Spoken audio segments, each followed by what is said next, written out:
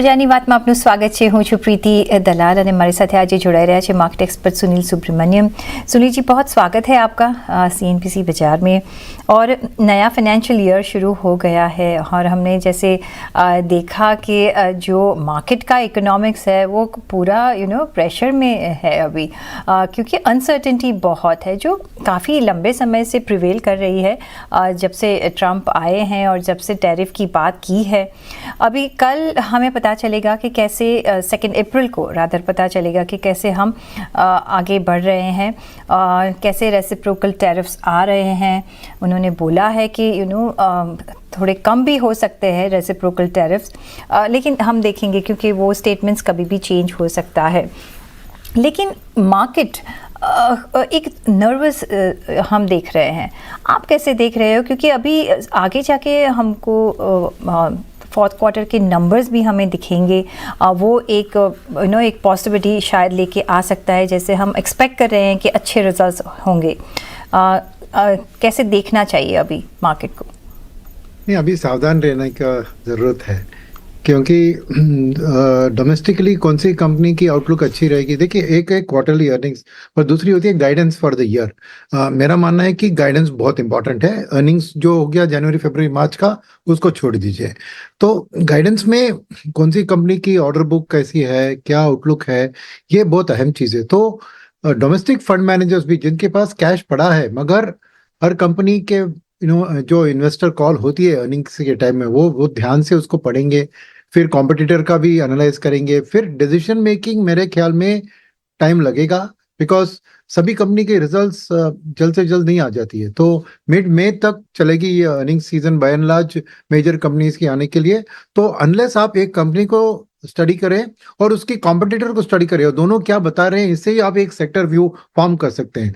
तो इस हालत में अभी भी मिड एंड स्मॉल कैप की valuations compare to large cap महंगी है, और FIS का तो अभी आना थोड़ा एक इंतजार करना पड़ेगा, क्योंकि अगर अमेरिका ये टैरिफ्स को बहुत सीरियसली आगे ले जाती है तो उसके इम्पैक्ट अमेरिका के ऊपर ही बहुत बुरा हो सकता है। इसलिए अमेरिकन मार्केट में आपने देखा कि एक $5 ट्रिलियन से ज्यादा करेक्शन होकर उधर वाइप आउट हो गया। जो भी गेन्स ट्रंप के आने से खबर से जो बढ़ गई थी वो पूरी चली गई, क्योंकि इन्फ्लेशन उधर अफेक्ट कर सकता है। और ट्रंप ने भी ऐलान दिया है कि कंपनीज को कि अगर आपने वो टैरिफ इंक्रीज, यानी उसके अमेरिकन कंपनीज को जो सेमी फिनिश्ड गुड्स को इंपोर्ट करते हैं उसके ऊपर भी टैरिफ लगेगा, मगर उन्होंने कह दिया कि आप उसको कंज्यूमर को पास ऑन नहीं करनी है। तो अभी वो कंपनी की प्रॉफिट मार्जिन जरूर घट जाएगी। तो इसलिए कॉर्पोरेट आउटलुक बहुत एक अनसर्टनिटी सिचुएशन में है, और मेरे ख्याल में मोस्ट FIS अब अमेरिकन डेट में निवेश करके उधर सावधानी से सेफ्टी में रह रहे हैं। मगर मेरा मानना है कि एक ना एक दिन वो वापस इंडिया आएंगे, तो तब आपको डोमेस्टिक फंड मैनेजर्स भी अपने जो भी उन्होंने लार्ज कैप खरीदा है पिछले 3-4 महीनों से, उसको उधर बेचकर तभी वो डाइवर्ट करेंगे फ्लोस को मिड एंड स्मॉल कैप में। तो थोड़ा लार्ज कैप में बाइंग आएंगी, फिर भी करे आपको एक म्यूचुअल फंड और इंश्योरेंस कंपनीज की सेलिंग के कारण उधर थोड़ा फ्लैटिश कंसोलिडेशन मूव ही दिखेगा। और मिड एंड स्मॉल कैप के लिए एक जोरदार खरीदने का एक सिग्नल अभी कुछ आया नहीं है। गवर्नमेंट की खर्चा जरूर बढ़ रही है, मगर उसका ऑर्डर बुक, जैसे मैंने कहा, mid and small cap companies की ऑर्डर बुक पे वो दिखना चाहिए कि गवर्नमेंट ने कैपेक्स का रिलीज किया है, अपनी जो भी ऑर्डर्स, रोड बिल्डिंग या जो भी इंफ्रास्ट्रक्चर रिलेटेड काम। तो एट दिस मोमेंट कोई कॉल, सेक्टर कॉल, कोई एक कॉन्फिडेंटली शॉर्ट टर्म के लिए लेना बहुत बहुत एक मैं कहूँगा कठिन ये डिसीजन होगी, आसान नहीं है। वॉलिटिलिटी जरूर रहेगी शॉर्ट टर्म में। मे बी FIS के लिए हमें वेट करना पड़ेगा। लेकिन सुनील जी, जैसे हम सिचुएशन देख रहे हैं अभी, अगर US में उनकी इकोनॉमी भी कुछ स्ट्रॉन्ग नहीं है, अगर टैरिफ लगते हैं तो उनको ज़्यादा मार पड़ेगी। लेकिन FPIs की अगर मूवमेंट देखे टुवर्ड्स इंडिया, यहाँ एक कंटिन्यूस इनफ्लो रहा है, और जैसे अभी सेबी ने उसकी लिमिट भी बढ़ा दी है, डबल कर दी है। कैसे देख रहे हैं ये, अगर आते हैं तो कहाँ निवेश कर रहे हैं? वो एक ट्रेजेक्ट्री हमें एज अ रिटेल इन्वेस्टर हम कुछ क्लूज ले सकते हैं? हाँ जरूर देखिए 2 महीने पहले तक जब जो भी थोड़ी बहुत नेगेटिव टोटल नेगेटिव था एफआईएफ की फ्लोज और जो भी खरीदारी थी वो आईटी में चल रही थी बिकॉज तब रुझान था कि अमेरिका ट्रम्प के अंदर मागा के अंदर बढ़ेगी और आईटी का डिमांड भी बढ़ेगा। एट द सेम टाइम तब डॉलर स्ट्रेंथन हो रहा था तो नेचुरली रुपी का वीकनिंग का इम्पैक्ट आईटी की ओर पॉजिटिव, तो आईटी का इसलिए इनिशियल फ्लोज आप देख रहे हैं तो आईटी की ओर जा रही थी। मगर अब एकदम पलट गया है तो अभी तो अमेरिकन इकोनॉमी एक ट्रम्प सेशन जो कहते हैं एक रिसेशन का प्रोबेबिलिटी 30-40% बढ़ गया है। सेकंड डॉलर भी अभी स्ट्रेंथन नहीं हो रही है, स्टेबलाइज होगी 104 के लेवल पर। तो नेचुरली आईटी कंपनीज में ग्रोथ आउटलुक उतना पॉजिटिव नहीं है। तो कहाँ डालेंगे एफआईएस पैसा, तो जनरली मैं कहूंगा कि उनका जो भी पैसिव फ्लोज होते हैं ना वो इंडेक्स के हिसाब से इन्वेस्ट करते हैं। तो बैंकिंग एंड फाइनेंशियल सर्विसेज का 30-35% इंडेक्स में शेयर है, लार्ज कैप इंडेक्स में। सो जरूर जो भी खरीदारी पैसिव फंड्स के जरिए होंगी वो बीएफएसआई स्पेस को सपोर्ट करेंगे। सेकंड होगी एफएमसीजी, क्योंकि अगर आप देख रहे हैं कि इंडिया में एक बजट में 1 लाख करोड़ का गिव अवे गया था, इन्फ्लेशन भी इंडिया में घट रही है, मॉनसून का आउटलुक अभी क्लियरली नहीं आया है, मगर जो भी आएगी तो एक मास मार्केट में रूरल तरफ से कंजम्पशन बढ़ सकती है और अर्बन में भी ये टैक्स गिव अवे के कारण। तो मेरे ख्याल में कंजम्पशन सेक्टर में फोकस रहेगा, मगर लार्ज कैप में जाएंगे एफएमसीजी कंपनियां ज्यादा है तो एफआईएस की जो भी होगी एफएमसीजी में थोड़ी खरीदारी हो सकती है। तो ये दोनों मेरे लिए सामने होंगे in terms of buying capacity.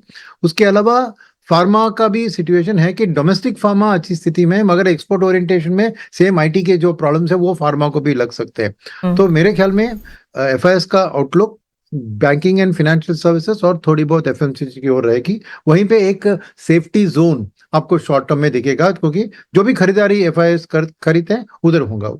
अगर हमें जानना है कि नेक्स्ट अभी इन्वेस्टमेंट थीम्स क्या रहेंगे ये करंट न्यू फाइनेंशियल ईयर में, जहां अभी आपको वैल्यूएशन भी अच्छे लग रहे हैं और जहां हमें शुरुआत कर देनी चाहिए, कौन से वो सेक्टर्स आपने पैन आउट किए हैं? मेरे लिए 2 चीज इसमें है। एक है बीएफएसआई जिसे ने कहा, वहां पे मेरे ख्याल में एक जो कैपिटल मार्केट वाली थीम है ना वो मुझे एक पॉजिटिव दिख रही है, क्योंकि ये दिख रही है मंथ एसआईपी बुक इस कलेक्शन के बावजूद स्ट्रांग दिख रहा है 25,000 करोड़ से। उसका बेनिफिट वेल्थ मैनेजर्स को आएगा, स्टॉक मार्केट इंफ्रास्ट्रक्चर कंपनीज को आएगा, म्यूचुअल फंड एएमसीज को आएगा, फिर इंश्योरेंस को भी फ्लोज आएंगे।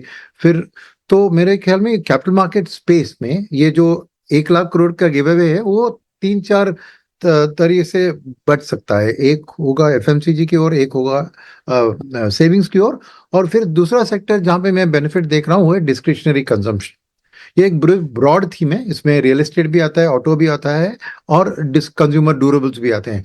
यहाँ पर भी मैं देख रहा हूँ कि जो भी आरबीआई अगर एक रेट कट से फॉलो करती है, जो उम्मीद है कि अभी जरूर रेट कट होगा अप्रैल 9 तारीख को, तो उस रेट कट से और लिक्विडिटी भी अगर आरबीआई ने सपोर्ट कर दिया तो ट्रांसमिशन ऑफ रेट्स हो सकेगी, तो ईएमआई में उसका असर दिखेगा। तो लोगों की एक तरफ टैक्स के कारण सेविंग्स भी बढ़ेगी है और ईएमआई भी घटेंगे, तो एक डिस्क्रिशनरी कंजम्पशन, और ये समर भी बहुत गर्मी बहुत ज्यादा बढ़ गई है तो एयर कंडीशनर, रेफ्रिजरेटर ऐसी चीजों की भी बहुत डिमांड बढ़ सकती है। तो मेरे ख्याल में डिस्क्रिशनरी कंजम्पशन और बैंकिंग और फाइनेंशियल सर्विसेज और कैपिटल मार्केट्स की बात की, लेंडिंग साइड में मेरा मानना है कि एनबीएफसीज, क्योंकि एक last mile lending, zero cost EMI, ये सब वही उधर आगे एक शॉप के काउंटर में उन्हीं के आदमी हैं, उनका मार्केट शेयर बहुत ज्यादा है। तो शॉर्ट टर्म में मेरे ख्याल में एनबीएफसीज और large retail oriented private sector banks का इम्पैक्ट अच्छा होगा। थोड़ा एक लंबी की आउटलुक होगी तो मैं पब्लिक सेक्टर बैंक्स को भी जोड़ूंगा, क्योंकि अल्टीमेटली मेरे ख्याल में 1.5 साल में पब्लिक सेक्टर बैंक्स की बिजनेस भी ग्रोथ अच्छी रहेगी। एब्सोल्युटली। तो discretionary consumption, capital markets, counters, BFSI यहाँ पर ध्यान रखी सकीजिए। पर सुनील जी, जैसे ये हम कंटिन्यूस अटैक देख रहे हैं, अनसर्टेनिटी देख रहे हैं, जैसे कि ट्रम्प के एवरीडे स्टेटमेंट्स आ रहे हैं, कैसे अपने जो इंडियन मार्केट्स है कितने सक्षम है उनको डाइजेस्ट करने के लिए? अभी 2 अप्रैल को जो भी आता है कितने उसको डाइजेस्ट कर सकता है, कितने स्ट्रॉन्ग इनफ है कि आप देख रहे हैं कि ज़्यादा अभी अगर कुछ अनटुवर्ड्स आया तो ज़्यादा गिर सकते हैं? कैसे हमें देखना चाहिए और इसका अपॉर्चुनिटी एज अ इन्वेस्टर हम कैसे ले? कैश बहुत है डोमेस्टिक DIS के पास, मगर ऐसा नहीं कि वो पूरा कैश को इस्तेमाल करेंगे इस वॉलिटी को प्रोटेक्ट करने के लिए। क्यों मैं मान रहा हूँ कि पहली चीज़ है कि reciprocal tariff ultimately individual sectors और इंडिविजुअल कंपनीज को इम्पैक्ट करेगी। तो अब वो देखे बिना वो जाके जहाँ पे FIS बेच रहे हैं जाके अंधे तरह से जाके खरीदेंगे नहीं। तो कैश है मगर वो मार्केट में आएगा नहीं क्योंकि टिल क्लैरिटी इमर्जेस। तो मेरे ख्याल में करेक्शन का जो डेप्थ होता है वो प्रिडिक्ट करना मुश्किल है, बिकॉज कैश है तो बहुत गिरावट आ गई तो वैल्यूएशन के तौर पर DIS खरीदारी कर सकते हैं, मगर ये सेलिंग तो FIS के कारण होगी ना। तो at this point in time मैं देख रहा हूँ कि बहुत ज़्यादा करेक्शन होने से DIS प्रोटेक्ट करेंगे मार्केट को, राइट। मगर एक वॉलेटाइल मार्केट रहेगी क्योंकि जैसे ही FIS बेच रहे हैं इमीडिएटली जाके तुरंत वो खरीदारी नहीं करेंगे, वो वेट करेंगे 1-2 दिन 3 दिन वेट करेंगे कि कितना गिरता है, गिरने दो, बिकॉज उनको भी सस्ते में लेने चाहिए ना स्टॉक्स को। उनका तो आउटलुक है 3 से 5 साल में स्टॉक खरीद के रिटर्न दिलवाना, तो वो भी थोड़ा इंतजार करेंगे कि गिरने दो। तो इसलिए वॉलेटिलिटी बहुत ज्यादा रहेंगी। तो कितना बॉटम हो सकता है, कहां पर जाके गिरेगा कि एक वैल्यूएशन के तौर पर DIS स्ट्रांगली अंदर आएंगे, ये कहना सेक्टर वाइज आपको देखना पड़ेगा, ऑन स्टॉक स्पेसिफिक आपको देखना पड़ेगा। ये नहीं कि जो स्टॉक ने 52 वीक हाई से बहुत गिरावट है उसी को खरीदेंगे, नहीं। आउटलुक फ्यूचर के ऊपर डिपेंड होता है और वो उसमें सर्टेनिटी चाहिए। तो डोमेस्टिक फंड मैनेजर्स भी डोमेस्टिक ओरिएंटेड सेक्टर्स को ही पसंद करेंगे, क्योंकि सभी जो ट्रम्प के जो कारनामे हैं, योग भी कर रहे हैं, वो इंटरनेशनल ओरिएंटेड सेक्टर्स में ही इम्पैक्ट है। तो इसीलिए मेरा मानना है कि अगेन एक इंटरनेशनल ओरिएंटेड सेक्टर से फंड मैनेजर दूर रहेंगे शॉर्ट टर्म में जब तक की क्लैरिटी आती है। तो वहां पे वॉलेटिलिटी ज्यादा हो सकती है, मगर मार्केट को प्रोटेक्ट करने वाली प्योरली डोमेस्टिक जैसे FMCG जैसे बैंकिंग, ये प्योरली डोमेस्टिक प्लेस है, वहां पे आपको बाइंग सपोर्ट मिलेगा। तो उस हिसाब से आपको देखना पड़ेगा कि FIS कितना उस तरह के स्टॉक्स भी बेच रहे हैं, तो उधर खरीदारी जरूर DIS करेंगे। मगर एक्सटर्नल ओरिएंटेड सेक्टर जैसे IT में वो सावधानी रहेंगे कि अभी US का माहौल देख के उसके बाद ही डिसीजन ले सकते हैं ना। तो बी प्रिपेयर्ड फॉर वॉलेटिलिटी मैं कहूंगा। अगर आपको निवेश करना है तो आप स्टैगर कीजिए, आप थोड़ा थोड़ा मे बी जो भी पैसा है उसको 5-6 इंस्टॉलमेंट में ब्रेक करके, जब भी मार्केट में कुछ ज्यादा करेक्शन आता है तब थोड़ा डालिए, तब तोड़िए, मगर वो एक 3 से 4 महीने तक आप स्टैगर कीजिए, बिकॉज ये इतनी आसानी से ये अनसर्टेनिटी जानकारी नहीं है। हमने देखा है कि ऑर्डर बुक काफ़ी स्ट्रॉन्ग है, अभी एक्सपोर्ट भी हम करने लगे हैं। मेक इन इंडिया का जो नरेटिव चलाया है प्रधानमंत्री नरेंद्र मोदी ने, वो एक अभी फ्रूट्स देने को शुरुआत हम देख रहे हैं। आप कैसे देखेंगे, यहाँ वैल्यूएशन कैसे लग रहे हैं और कौन से वर्टिकल में आप निवेश करेंगे? मेरे लिए अभी भी महंगी है, डिफेंस की स्टोरी अच्छी है, मगर मेरे ख्याल में वैल्यूएशन में थोड़ी उम्मीद हकीकत से ज़्यादा ही है। तो मैं और भी करेक्शन के लिए इंतज़ार करूँगा। आउटलुक अच्छी है ओवरऑल ग्रोथ के लिए, मगर दाम में ऑलरेडी है वो। और ये भी मान देखना चाहिए कि मैंने 3-4 महीने का स्टैगरिंग की बात की थी। क्यों? क्योंकि मैं एक्सपेक्ट कर रहा हूँ कि अगस्त सितंबर के अंदर हमारा ट्रेड डील होगा US के साथ, जहाँ से हमें ये रेसिप्रोकल टैरिफ उसमें राहत मिलेगी, मगर उसके लिए हमें डिफेंस इक्विपमेंट अमेरिका से खरीदना होगा। वो मेरा लिए एक तेल खरीदना होगा, एक डिफेंस अमेरिका से खरीदना। अगर वो खरीद रहे हैं तो डोमेस्टिकली कितना, क्योंकि वो गवर्नमेंट का डिफेंस बजट उसी में चला जाएगा ना, तो ज़्यादा इधर डोमेस्टिक परचेज के लिए एक स्थिति कैसे बनेगी देखनी चाहिए। वही मैं कह रहा हूँ कि अगर US से हम कमिट करते हैं कि अच्छा इतना डिफेंस हम आपसे खरीदेंगे, तो फिर बात बनती है कि पैसा ज़्यादा बचेगा नहीं डोमेस्टिक परचेज के लिए। अपॉर्चुनिटी दूसरी तरह से आ सकती है, जो वो भी देखना चाहिए कि यूरोप अभी रीआर्म कर रहा है, क्योंकि अमेरिका विड्रॉ कर रही है अपना पूरा सपोर्ट उधर नेटो रिलेटेड कंट्रीज को।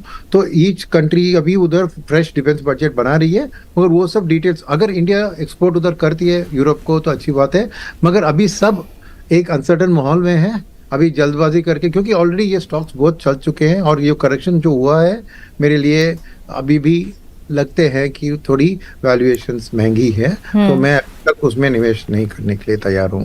जी हाँ, जैसे कि हम देख रहे हैं कि कैपेक्स ओरिएंटेड और कैपिटल गुड्स ओरिएंटेड, और यहाँ एक आप कैसे मूवमेंट देख रहे हैं?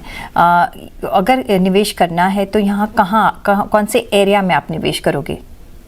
देखिए इनिशियली आपको देखना चाहिए कि गवर्नमेंट की कैपेक्स ही ड्राइव करेगी, तो गवर्नमेंट की कैपेक्स में EPC contractors, cement, building materials, steel, ऐसे चीज़ों का डिमांड होता है गवर्नमेंट की कॉन्ट्रैक्ट में। बट अगर 6-9 महीने में ये actual consumption story play out होती है तो कैपेसिटी यूटिलाइजेशन बढ़ सकती है। तो मेरे ख्याल में अगले साल 2026-27 वाली साल जो है वहाँ पे प्राइवेट सेक्टर के कैपेक्स जोरदार तेजी पकड़ सकती है। तब आपको turbine manufacturer completely different kind of industrial capex capital goods का ये बढ़ेगा। तो इसीलिए आपके टाइम फ्रेम की आउटलुक है, आप शॉर्ट टर्म में प्ले करना चाह रहे हैं तो यही 3-4 सीमेंट, बिल्डिंग मटेरियल, स्टील उस एरिया में रही है। मगर एक लॉन्गर टर्म आउटलुक है आपके पास तो आप in industrial capital goods cycle के अंदर आप उसमें एंटर कर सकते हैं। और वो आउटलुक में से थोड़ा इंतज़ार आपको 2-3 साल तक वेट करना पड़ेगा, क्योंकि वो एक स्लोली डेवलपिंग स्टोरी होगी, मगर ज़रूर एक ना एक दिन बढ़ेगी। तो जिन्होंने ऑलरेडी खरीद के रखा है, क्योंकि इंफ्रा पे तो रुझान बहुत अच्छा था ना इतनी सालों से, तो बहुत लोगों ने खरीदा है, तो उनको कुछ करने की जरूरत नहीं, कीप क्वाइट, अभी जाके बेचो मत। मगर फ्रेश ये बात वही कहूँगा मैं कि आप उसमें भी स्टैगर्ड तरीके से कीजिए in terms of that. But cement मेरे लिए अच्छी दिख रही है, क्योंकि एक है उधर डिमांड की डेटा आ रही है कि अच्छी बढ़ रही है, कंसोलिडेशन भी हो रहा है, जैसे बड़े बड़े कंपनी ने कुछ छोटे कंपनी उसको खरीदे हैं पूरे, तो 3-4 बड़े प्लेयर हो रहे हैं, तो प्राइसिंग पावर इंडस्ट्री के पास आ जाएगा। तो सीमेंट में ज़रूर मैं पॉजिटिव हूँ, वो ज़रूर एलोकेशन कर सकते हैं इसमें। On that note Sunil ji, बहुत शुक्रिया आपका हमारे साथ जुड़ने के लिए और आपके एक्सपर्ट व्यूज़ हमारे साथ शेयर करने के लिए। અને એ સાથે જ મને પણ આપશો રજા. પછોડાલા રેજો CNBC બજાર સાથે. નમસ્કાર.